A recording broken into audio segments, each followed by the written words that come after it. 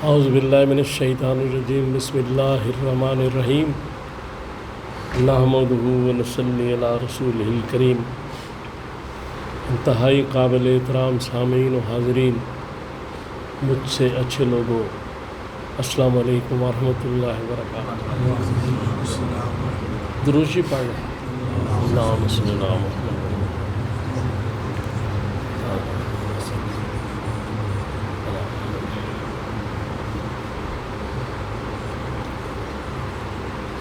آج کا یہ جو دور جا رہا ہے، اس میں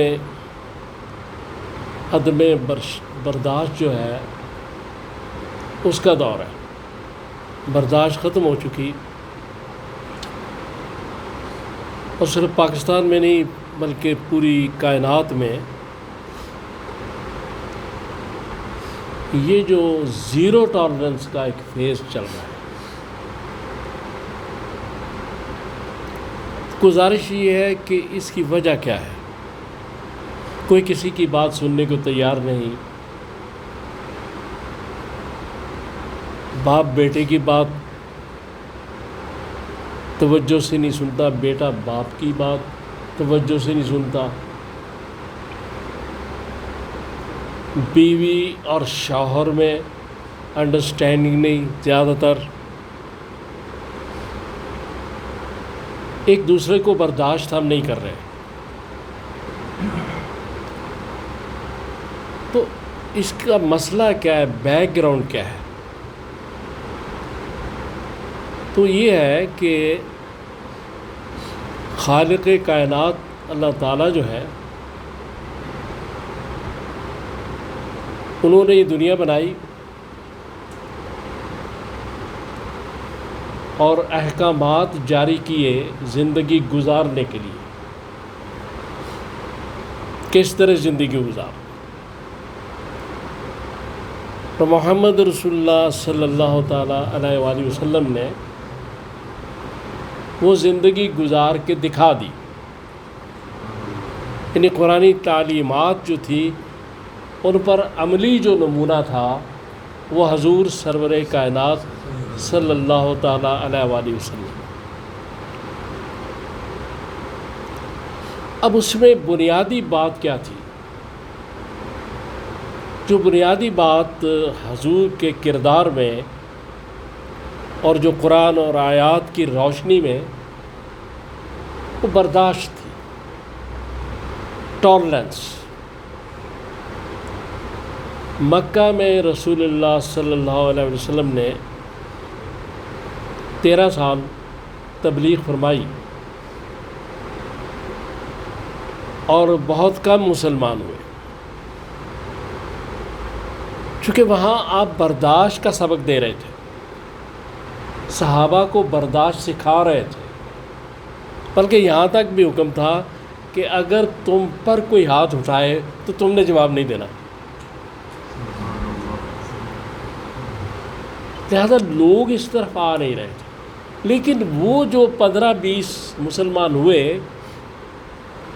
وہ اتنے پکے مسلمان بنے، وہ اس سے نکلے ہوئے تھے، ایسی کٹھالی سے،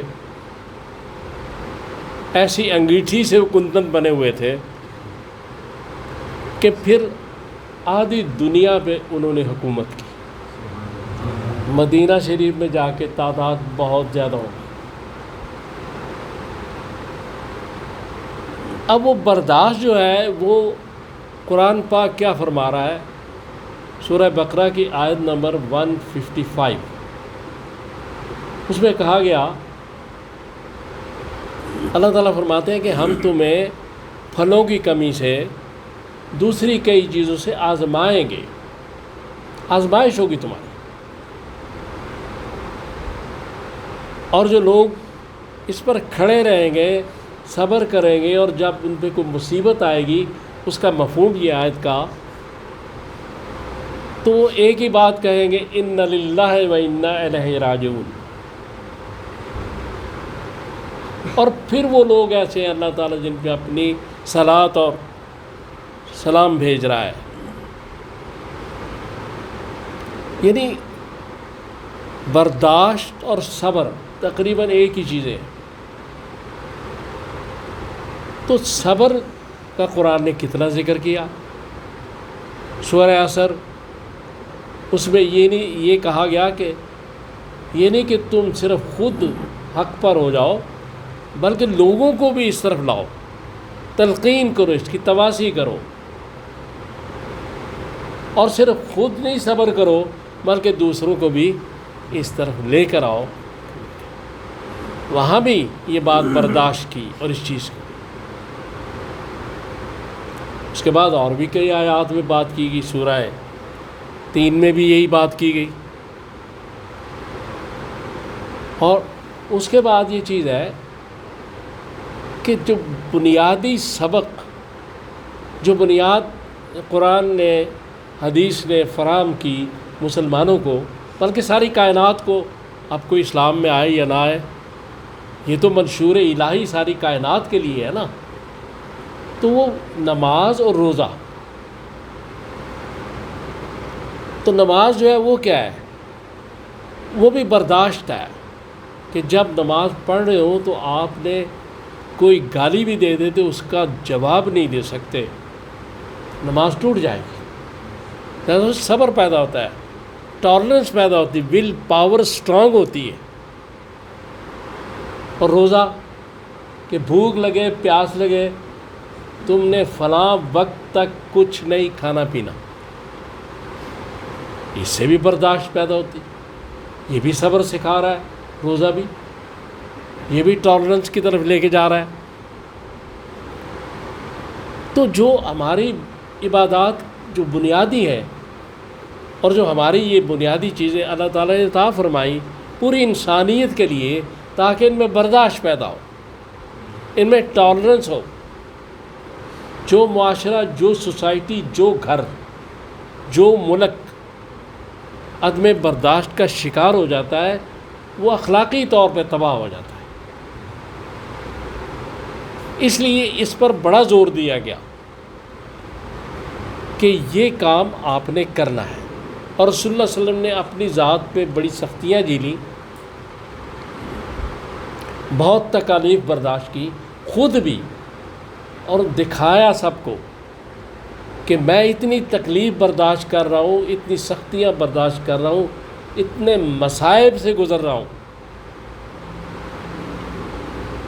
کہ جب مجھے پتھر مارے گئے، پاؤں سے خون جاری ہو گیا، اور کئی واقعات میں تو فرشتہ بھیجا گیا کہ اگر آپ حکم دیں تو میں پہاڑوں کو ملا دوں تاکہ یہ کچلے جائیں، ان کو پیس کے رکھ دیں پہاڑ.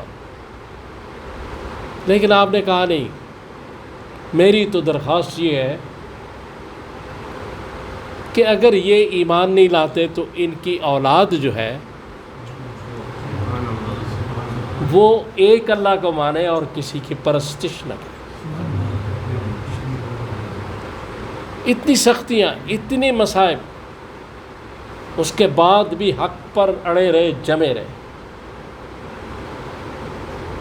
تو یہ عدم برداشت اسی وقت ختم ہو سکتی ہے جب ہم خالق کائنات کے اس منشور کی طرف جائیں گے، جب رسول اللہ صلی اللہ تعالیٰ علیہ وسلم کے ارشاد کی طرف جائیں گے.